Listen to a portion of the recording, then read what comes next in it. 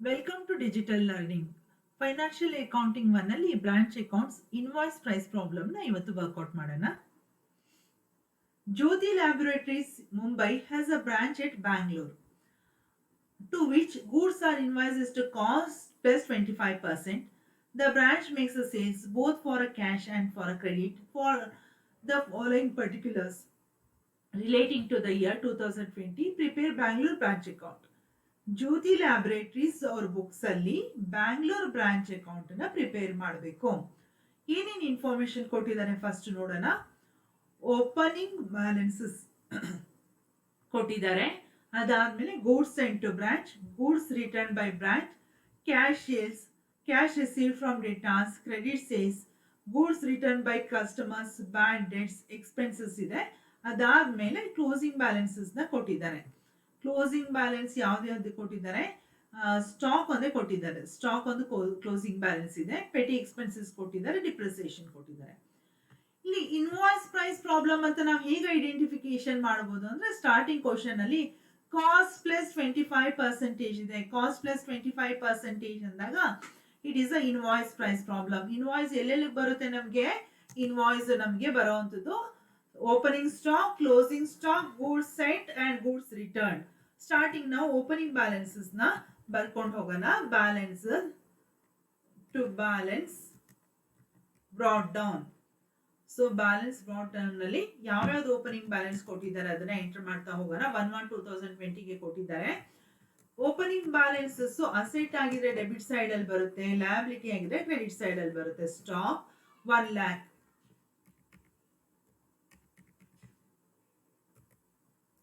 Next is a debtors. Debtors, they are given 1,12,500. 1,12,500. So datas immediate ಆಗಿ ನನ್ನ datas account ಅಲ್ಲಿ ಸಹ enter ಮಾಡ್ಬಿಡೋಣ. ಯಾವಾಗಲೂ ಕಂಪಲ್ಸರಿ ಆಗಿ ಏನು ಬ್ರಾಂಚ್ ಅಕೌಂಟ್ ಕೇಳಿದಾಗ ನಾವು ಇನ್ನೊಂದು ಇನ್ಫಾರ್ಮೇಶನ್ ಏನಾದ್ರು ಫೈಂಡ್ ಔಟ್ ಮಾಡ್ಬೇಕಂದ್ರೆ ಡೇಟಾಸ್ ಅಕೌಂಟ್ ಬೇಕಾಗುತ್ತೆ. Balance brought down. Yesterday opening value of debtors 1,12,500.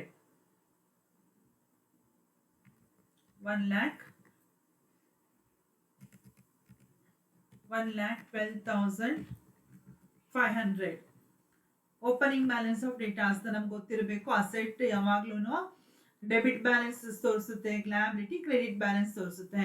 Datas ಆದ್ಮೇಲೆ ಪೆಟ್ಟಿ ಕ್ಯಾಶ್ ಕೊಟ್ಟಿದ್ದಾರೆ.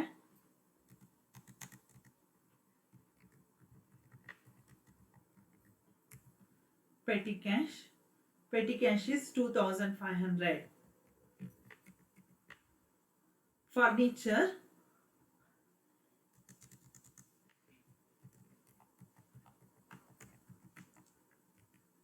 Furniture 1,25,000. Furniture 1,25,000.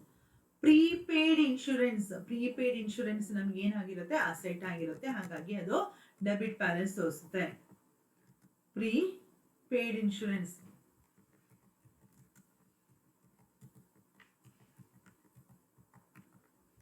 they have given prepaid insurance 900. Outstanding salary is a liability. Liability ಆಗಿರೋದ್ರಿಂದ ನಮಗೆ ಅದು ಕ್ರೆಡಿಟ್ ಬ್ಯಾಲೆನ್ಸ್ ತೋರಿಸುತ್ತೆ. Outstanding salary ಎಲ್ಲ opening balance heading ಅಲ್ಲಿ ಕೊಟ್ಟಿದ್ದಾರೆ, date ಕೊಟ್ಟಿದ್ದಾರೆ ನೋಡಿ, ಅದೆಲ್ಲ opening balance.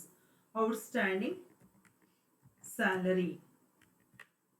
Outstanding salary 600 rupees. Goods sent to branch ಇಲ್ಲಿ ಒಂದು ಬರ್ದಿಲ್ಲ. ಏನ್ ಬರ್ದಿಲ್ಲ ಅಂದ್ರೆ ಸ್ಟಾಕ್ ಅನ್ನ ಎಂಟರ್ ಮಾಡಿದೀನಿ. ಯಾವ ಪ್ರೈಸ್ ಅಲ್ಲಿ ಸ್ಟಾಕ್ ನ ಎಂಟರ್ ಮಾಡಿದೀನಿ? ಇನ್ವಾಯ್ಸ್ ಪ್ರೈಸ್ ಅಲ್ಲಿ ಸ್ಟಾಕ್ ಎಂಟರ್ ಆಗಿರುತ್ತೆ. Stock enter at invoice price. Goods sent to branch, goods sent to branch ಕೊಟ್ಟಿದ್ದಾರೆ ಟು. ಹಾಗೆ ಎಂಟರ್ ಕೊಡೋಣ. Goods sent to branch account. Goods sent to branch account. Goods sent to branch account 10 lakh. Goods sent to branch account 10 lakh. Goods returned by branch. Goods return ಅಂದಾಗ opposite side ಅಲ್ಲಿ entry ಕೊಡೋಕ್ಕಿಂತ ಮುಂಚೆ ಇಲ್ಲಿ goods sent ಮಾಡಿರೋದು ಯಾವ price ಅಲ್ಲಿ ನಾವು enter ಮಾಡ್ತೀವಿ, ಇನ್ವಾಯ್ಸ್ ಪ್ರೈಸ್ ಅಲ್ಲಿ ಎಂಟರ್ ಮಾಡ್ತೀವಿ. ಇನ್ವಾಯ್ಸ್ ಪ್ರೈಸ್ ನ ಎಂಟರ್ ಮಾಡ್ಕೊಳ್ಳೋಣ. ರಿಟರ್ನ್ ಇದ್ರೂ ಸಹ ಸೇಮ್ ಅನ್ನ ಬರಿತೀವಿ. Same goods sent to branch, ಯಾವ ಪ್ರೈಸ್ ಅಲ್ಲಿ ಇದೆ ಅದು, ಇನ್ವಾಯ್ಸ್ ಪ್ರೈಸ್. ಗೂಡ್ಸ್ ಸೆಂಟ್ ಮಾಡಿರೋದು ಇನ್ವಾಯ್ಸ್ ಪ್ರೈಸ್ ಅಲ್ಲಿ ಇದ್ದಾಗ ರಿಟರ್ನ್ ಮಾಡಿರೋದು ಸಹ ಇನ್ವಾಯ್ಸ್ ಪ್ರೈಸ್ ಅಲ್ಲಿ ಇರುತ್ತೆ. Goods return by a branch 30,000.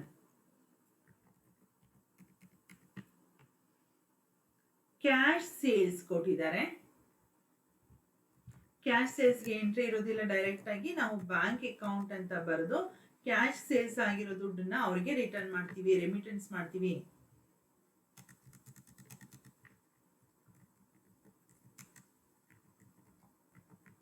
Cash sales, that is 4,75,000.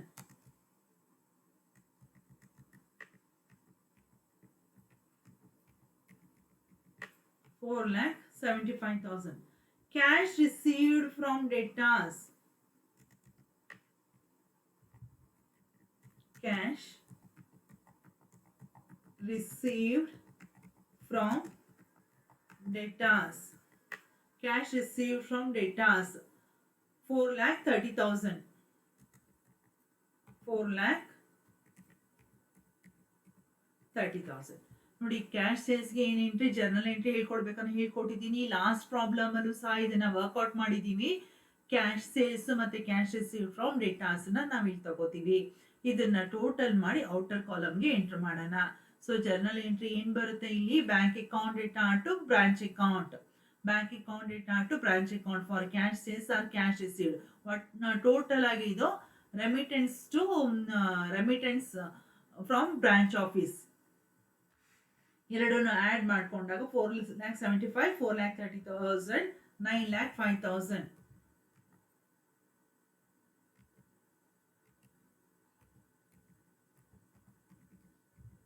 9,05,000. Cash received from datas ಆಯಿತು. Credit sales 4,75,500. ಕ್ರೆಡಿಟ್ ಸೇಲ್ಸ್ ಮಾಡುವಂಥದ್ದು ಯಾರಿಗೆ ನಾವು ಕ್ರೆಡಿಟ್ ಸೇಲ್ಸ್ ನ ಮಾಡ್ತೀವಿ, ನಮ್ಮ ಡೇಟಾಸ್ಗೆ ನಾವು ಕ್ರೆಡಿಟ್ ಸೇಲ್ಸ್ ನ ಮಾಡ್ತೀವಿ. Credit sales 4,75,500. 4,75,500. 4,75,500. Goods returned by customer. Goods returned by customer, that is nothing but a sales return. Goods returned by customer ಅಂತಂದ್ರೆ ಇನ್ನೇನಾಗಿರುತ್ತದು, ಸೇಲ್ಸ್ ರಿಟರ್ನ್. ಸೇಲ್ಸ್ ರಿಟರ್ನ್ ನಮ್ಮ ಡೇಟಾಸ್ ಅಕೌಂಟ್ ಅಲ್ಲಿ ಬರುತ್ತೆ. ಸೇಲ್ಸ್ ರಿಟರ್ನ್ ಮಾಡುವಂಥದ್ದು datas. ಯಾಕೆ ಅವರೇ return ಮಾಡ್ತಾರೆ ಅಂದ್ರೆ, credit sales ಮಾಡಿದಾಗ ರಿಟರ್ನ್ಗೆ ಚಾನ್ಸಸ್ ಜಾಸ್ತಿ ಇರುತ್ತೆ. ಕ್ರೆಡಿಟ್ ಸೇಲ್ಸ್ ಅದು goods return by customer 3,000. Bad debts 2,500. Bad debts 2,500.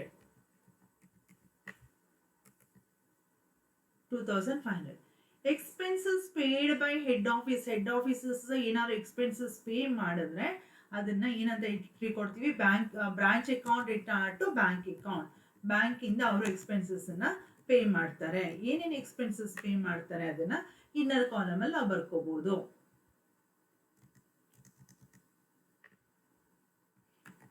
Rent 30,000 ಅವರು ಇನ್ನರ್ ಕಾಲಮ್ ಅಲ್ಲಿ ಕೊಟ್ಟಿರೋದ್ರಿಂದ ನಾವು ಸಹ ಅಲ್ಲೇನೆ ಬರ್ಕೊಳ್ಳೋಣ, ಮೇನ್ ಕಾಲಮ್ ಹೋಗೋದು ಬೇಡ. Salary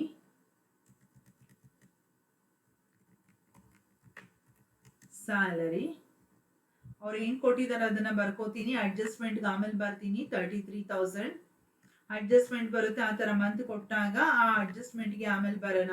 33,000.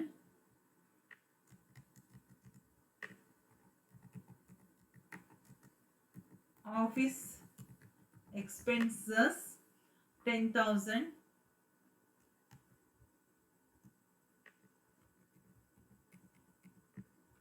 Office expenses 10,000. Petty cash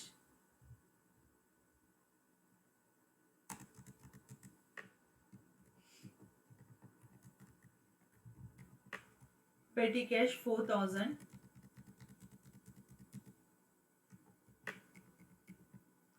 4,000. Insurance up to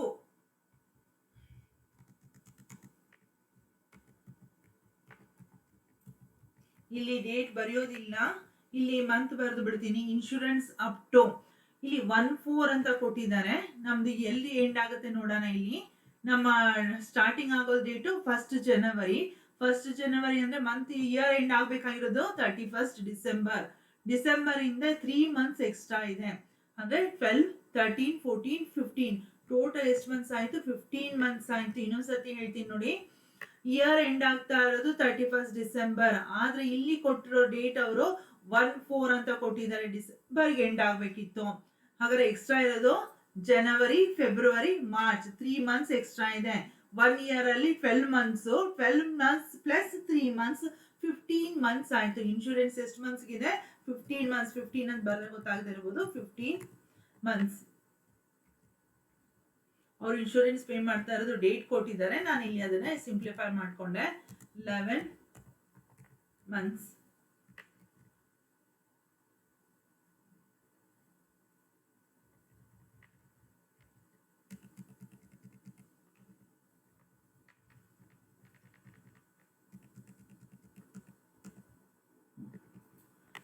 insurance date ಮಾತ್ರ ಮಾಡ್ಕೊಳ್ಳೋಣ. ನೆಕ್ಸ್ಟ್ ಏನು ಬೇಡ. That is 5,000.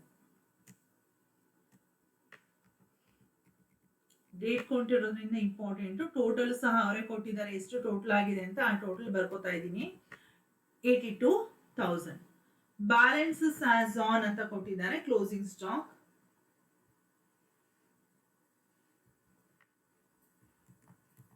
By balance carry down. Starting ಅಲ್ಲಿ ಯಾವುದಕ್ಕೆ ನಾವು ಓಪನಿಂಗ್ ಬ್ಯಾಲೆನ್ಸ್ ಬರ್ದಿದೀವಿ ಅದೇ ತರ ಕ್ಲೋಸ್ ಬರಬೇಕು. Stock at invoice price.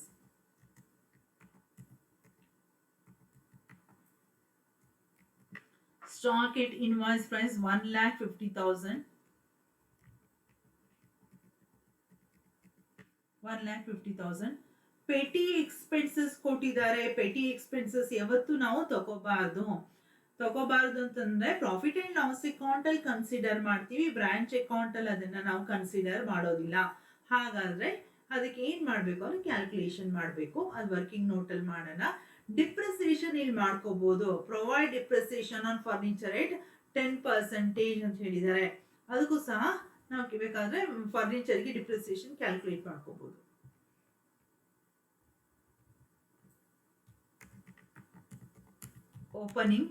Opening value of furniture ನ ಎಂಟರ್ ಮಾಡಬೇಕು. Opening value of furniture is 1,25,000.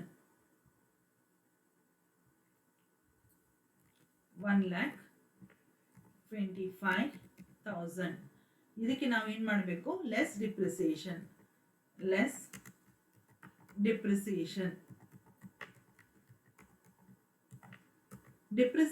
ಇಲ್ಲಿ ಕ್ಯಾಲ್ಕುಲೇಟ್ ಮಾಡೋಣ. 1,25,000 ಇಂಟು ಪರ್ಸೆಂಟೇಜ್ ಎಷ್ಟು ಹೇಳಿದ್ದಾರೆ? 10/100. 10/100 ನಾವು ಪರ್ಸೆಂಟೇಜ್ ಕ್ಯಾಲ್ಕುಲೇಟ್ ಮಾಡಿದಾಗ ನಮಗೆ ಬರೋದು 12,500. ಅದನ್ನ ಡಿಡಕ್ಟ್ ಮಾಡಿದಾಗ ನಮಗೆ 12,500 ನ ಡಿಡಕ್ಟ್ ಮಾಡಿದಾಗ 1,12,500. 1,12,500 ನಮಗೆ ಏನಾಗುತ್ತೆ? Value of furniture.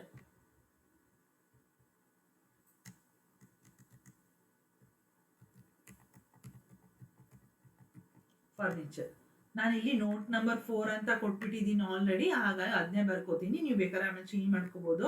1,12,500. 1,12,500 ಸ್ಟಾಕ್ ಆಯ್ತು, ಫರ್ನಿಚರ್ ಆಯ್ತು. ಪೆಟಿ ಎಕ್ಸ್ಪೆನ್ಸಸ್ ಇದೆ. ಪೆಟಿ ಎಕ್ಸ್ಪೆನ್ಸಸ್ ನ ಯೂಸ್ ಮಾಡಿಕೊಂಡು ಕ್ಲೋಸಿಂಗ್ ಪೆಟಿ ಕ್ಯಾಶ್ ನ ಕ್ಯಾಲ್ಕುಲೇಟ್ ಮಾಡೋಣ. ಫಸ್ಟ್ ಓಪನಿಂಗ್ ವ್ಯಾಲ್ಯೂ ತಗೋಬೇಕು. Opening value of a petty cash. Opening value of petty cash is 2,500. 2,500. 500 ಅದಕ್ಕೆ ಆ್ಯಡ್ ಮಾಡ್ಕೋಬೇಕು. ಏನು ಮತ್ತೆ ಫರ್ದರ್ ಏನಾದ್ರು ರಿಸೀವ್ ಮಾಡಿದ್ರೆ ಅದನ್ನು ಆ್ಯಡ್ ಮಾಡ್ಕೋಬೇಕು. ಏನಾದ್ರು ರಿಸೀವ್ ಮಾಡಿದ್ದಾರೆ, ಎಸ್ ರಿಸೀವ್ ಮಾಡಿದ್ದಾರೆ, ಇಲ್ಲಿ ಕೊಟ್ಟಿದ್ದಾರೆ ನೋಡಿ, ಬ್ಯಾಂಕ್ ಅಕೌಂಟಲ್ಲಿ ಪೆಟಿ ಕ್ಯಾಶ್ 4000 ಅಂತ ಕೊಟ್ಟಿದ್ದಾರೆ. So that is a received. Add received, ಎಷ್ಟು ರಿಸೀವ್ ಮಾಡಿದ್ದಾರೆ ಎಕ್ಸ್ಟ್ರಾ ಅದನ್ನು ಆ್ಯಡ್ ಮಾಡ್ಕೊಳ್ಳೋಣ. 4000. ಸೊ ಟೋಟಲ್ ಆಗಿ 4000 ಪ್ಲಸ್ 2500 6500. 6500. ಈ 6500 ಈ ಎಕ್ಸ್ಪೆನ್ಸಸ್ನ ಲೆಸ್ ಮಾಡಿದ್ರೆ ನನಗೆ ಕ್ಲೋಸಿಂಗ್ ವ್ಯಾಲ್ಯೂ ಸಿಗುತ್ತೆ. Less petty expenses. Petty expenses. Petty expenses ಎಷ್ಟು ಹೇಳಿದ್ದಾರೆ? 4500. 4500. So remaining is a 2000. That is nothing but a closing value. Closing petty cash 2000. ಈ working note number 3.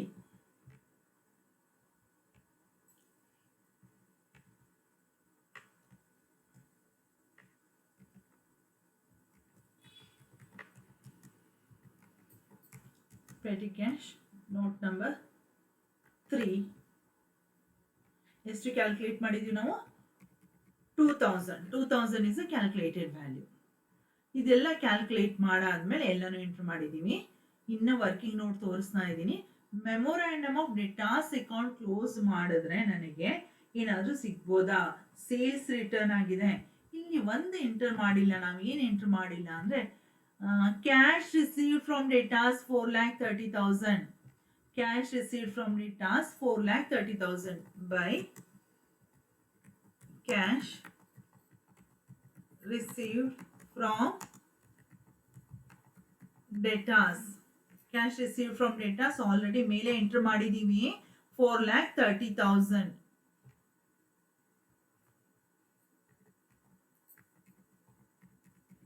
4,30,000 ಇದನ್ನ ನಾವು ಟೋಟಲ್ ಮಾಡೋಣ. ಟೋಟಲ್ ಮಾಡ್ಬೇಕಂದಾಗ ನನಗೆ ಟೋಟಲ್ ಡೆಬಿಟ್ ಸೈಡ್ ಅಲ್ಲಿ ಜಾಸ್ತಿ ಇದೆ. ಯಾಕೆ? ನಮ್ಗೆ ಇದರಿಂದ ಏನ್ ಫೈಂಡ್ ಔಟ್ ಮಾಡ್ಬೋದು? ಏನ್ ಮಿಸ್ಸಿಂಗ್ ಇದೆ ಇಲ್ಲಿ? ನಮ್ಗೆ ಕ್ಲೋಸಿಂಗ್ ವ್ಯಾಲ್ಯೂ ಆಫ್ ಡೆಟಾಸ್ ಮಿಸ್ಸಿಂಗ್ ಇದೆ 5,88,000. 5,88,000. ಸೊ ಇಲ್ಲಿ ನಮಗೆ missing ಇರೋವಂಥದ್ದು 1,52,500. 1,52,500. 1,52,500. That is nothing but by balance carried down. That is a closing value. Closing value 1,52,500. ಇವಾಗ ಆ ಕ್ಲೋಸಿಂಗ್ ವ್ಯಾಲ್ಯೂನ ಇಲ್ಲಿ ಎಂಟರ್ ಮಾಡ್ಕೊಳ್ಳೋಣ.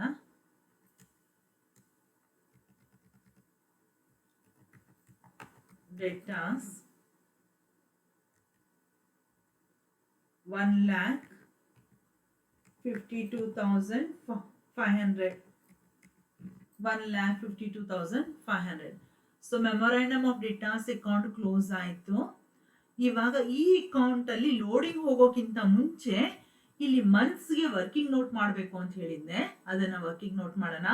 ಕ್ಯಾಲ್ಕುಲೇಷನ್ ಆಫ್ ಔಟ್ಸ್ಟ್ಯಾಂಡಿಂಗ್ ಸ್ಯಾಲರಿ ನೋಡಿ, 1 ಇಯರ್ ಅಲ್ಲಿ 12 ಮಂತ್ಸ್ ಇರೋದು, ಆದ್ರೆ 11 ಮಂತ್ಸ್ ಇರೋದ್ರಿಂದ ಇನ್ನು 1 ಮಂತ್ ಏನಾಯ್ತು? ಔಟ್ಸ್ಟ್ಯಾಂಡಿಂಗ್ ಆಯ್ತು. ಅದನ್ನ ಹೇಗೆ ಮಾಡೋದು ಅಂತಂದ್ರೆ, ಎಷ್ಟು ಸ್ಯಾಲರಿ ಕೊಟ್ಟಿದ್ದಾರೆ ಅದನ್ನ ಬರ್ಕೊಳ್ಳೋಣ.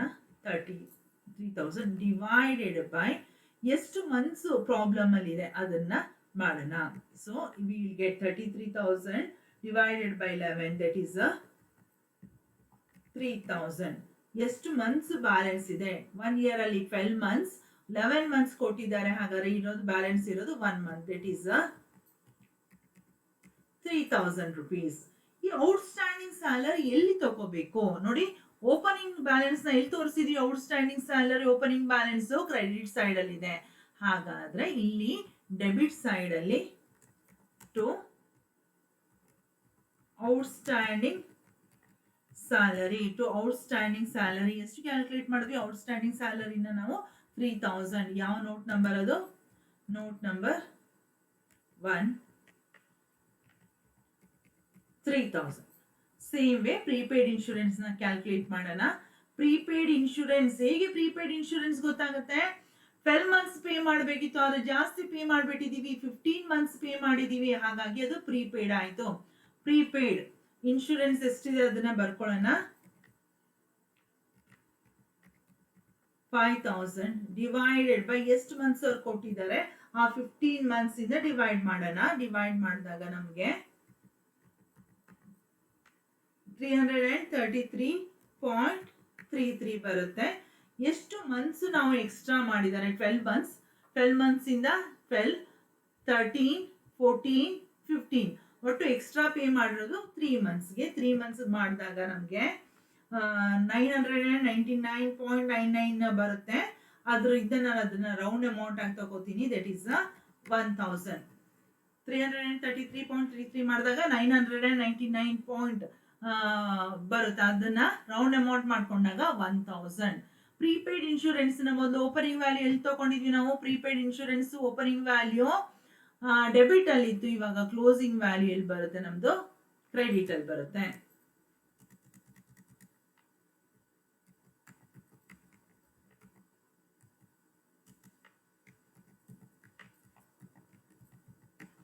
Prepaid insurance that is 1000.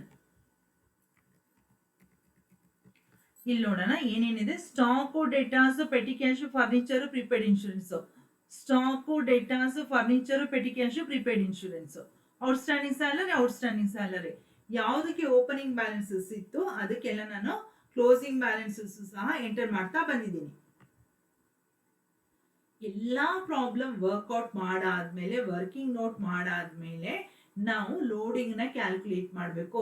ಹೇಗೆ ಲೋಡಿಂಗ್ ನ ಕ್ಯಾಲ್ಕುಲೇಟ್ ಮಾಡಬೇಕು? Calculation loading opening stock, goods sent to branch, return ಗೆ, ಕ್ಲೋಸಿಂಗ್ ಸ್ಟಾಕ್ ಗೆ.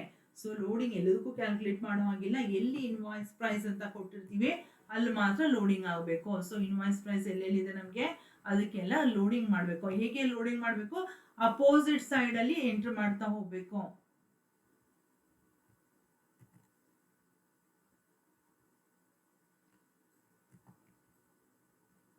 ಸೊ ಸ್ಟಾಕ್ ಇಲ್ಲಿದೆ, ಇದರ ಅಪೋಸಿಟ್ ಸೈಡ್ ಅಲ್ಲಿ by stock reserve,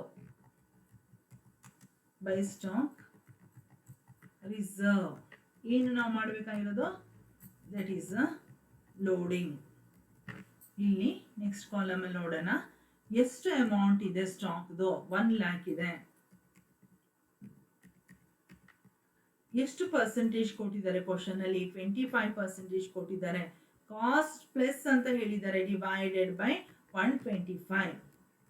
so 1 lakh divided by 125 ಅಂತಂದಾಗ ನಮಗೆ ಆ ಲೋಡಿಂಗ್ ಎಷ್ಟು ಬರುತ್ತೆ? 20,000.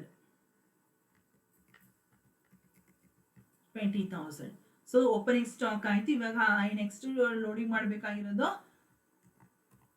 Goods sent to branch. ಅದನ್ನ ಚೇಂಜ್ ಮಾಡೋಂಗಿಲ್ಲ. Goods sent to branch loading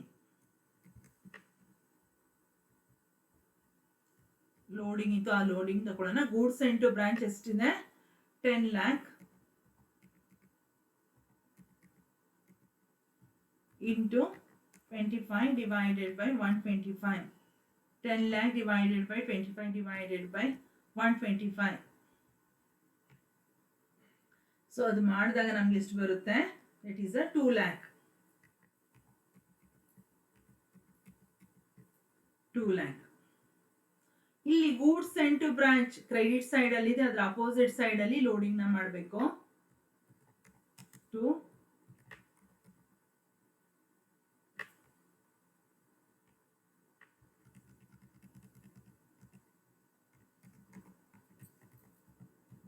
loading ಎದಕ್ಕರ ಮೇಲೆ ಲೋಡಿಂಗು? ರಿಟರ್ನ್ಸ್ ಮೇಲೆ. ರಿಟರ್ನ್ಸ್ ಇಟ್ ಇನ್ವಾಯ್ಸ್ ಪ್ರೈಸ್ ಎಷ್ಟು ರಿಟರ್ನ್ಸ್ ಇರೋದು? 30,000 into 25 divided by 125. 25 divided by 125 ಮಾಡಿದಾಗ ನಮ್ಗೆ ಎಷ್ಟು ಬರುತ್ತೆ? 30,000 ಮೇಲೆ ಮಾಡಿದಾಗ 6,000.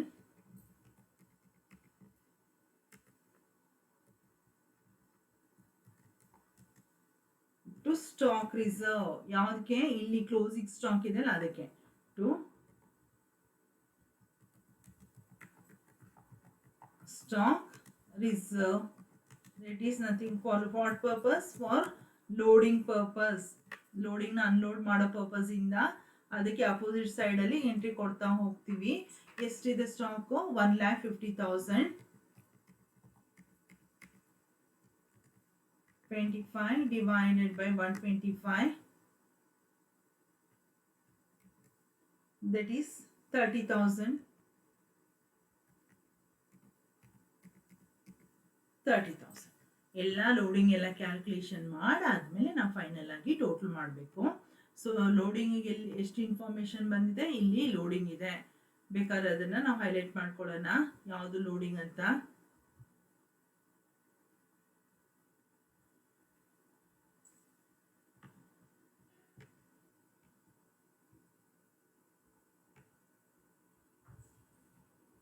ಟೋಟಲ್ ಮಾಡ್ಕೊಳ್ಳೋಣ.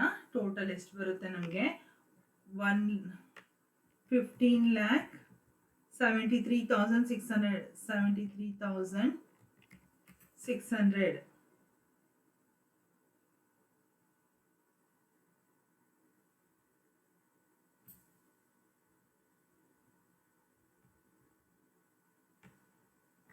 $15,73,600 ಡಿಫ್ರೆನ್ಸ್ ಬರುತ್ತೆ ನಮಗೆ. ಆ difference 1,11,700 transfer to general profit and loss account.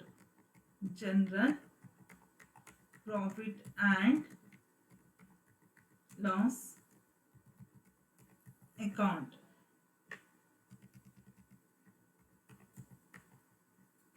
So ಈ ಪ್ರಾಬ್ಲಮ್ ಅಲ್ಲಿ, ಲಾಸ್ಟ್ ಪ್ರಾಬ್ಲಮ್ ಅಲ್ಲಿ ಲೋಡಿಂಗ್ ನ ಕಲ್ಕೊಂಡಿದ್ವಿ. ಈ ಪ್ರಾಬ್ಲಮ್ ಅಲ್ಲಿ ಇನ್ನೊಂದ್ಸತಿ ನಮ್ಗೆ ಕ್ಲಿಯರ್ ಆಯ್ತು ಲೋಡಿಂಗ್ ಬಗ್ಗೆ ಮಾಡೋದ್ರಲ್ಲಿ. ಹಾಗೆ ಔಟ್ಸ್ಟ್ಯಾಂಡಿಂಗ್ ಸ್ಯಾಲರಿ ಕೊಟ್ಟಾಗ ಅಥವಾ ಎನಿ ಲಯಬಿಲಿಟೀಸ್ ಓಪನಿಂಗ್ ಬ್ಯಾಲೆನ್ಸಸ್ ಕೊಟ್ಟಾಗ ಅದು ಕ್ರೆಡಿಟ್ ಸೈಡ್ ಅಲ್ಲಿ ಎಂಟರ್ ಮಾಡಬೇಕು. Asset opening balance, prepaid insurance ಎಲ್ಲ ಬಂದಾಗ ಡೆಬಿಟ್ ಸೈಡ್ ಅಲ್ಲಿ ಓಪನಿಂಗ್ ಬ್ಯಾಲೆನ್ಸ್ ಬರುತ್ತೆ. ಓಪನಿಂಗ್ ಬ್ಯಾಲೆನ್ಸ್ ಬರೀ ಗೊತ್ತಾದ್ರೆ ಕ್ಲೋಸಿಂಗ್ ಬ್ಯಾಲೆನ್ಸ್ ಅದ್ರ ಅಪೋಸಿಟ್ ಸೈಡ್ ಅಲ್ಲಿ ಬರುತ್ತೆ. ಔಟ್ಸ್ಟ್ಯಾಂಡಿಂಗ್ ಅಪೋಸಿಟ್ ಸೈಡ್ ಅಲ್ಲಿ ಇಲ್ಲಿ ಬಂದಿದೆ, ಪ್ರೀಪೇಡ್ ಇನ್ಶೂರೆನ್ಸ್ ಇಲ್ಲಿ ಬಂದಿದೆ. ಹೊಸದ ಅಡ್ಜಸ್ಟ್ಮೆಂಟ್ ಏನು ಅಂತಂದ್ರೆ ಇದರಲ್ಲಿ 11 ಮಂತ್ಸ್ 15 ಮಂತ್ಸ್ ಕೊಟ್ಟಿದ್ದಾರೆ. 11 ಮಂತ್ಸ್ ಅಂದ್ರೆ ಕಡಿಮೆ ಇದೆ, ಕಡಿಮೆ ಇದ್ದಾಗ ಅದು ಔಟ್ಸ್ಟ್ಯಾಂಡಿಂಗ್ ಆಯ್ತು. 15 ಮಂತ್ಸ್ ಅಂದ್ರೆ ಅಡ್ವಾನ್ಸ್ ಆಯ್ತು. ಸೊ ಪ್ರೀಪೇಡ್ ಅಥವಾ ಅಡ್ವಾನ್ಸ್ ಆಯ್ತು. ಈ ಕ್ಯಾಲ್ಕುಲೇಷನ್ ಈ ಪ್ರಾಬ್ಲಮ್ ಅಲ್ಲಿ ನಾವು ಹೊಸದಾಗಿ ಕಲ್ಕೊಂಡಿದೀವಿ. Thank you.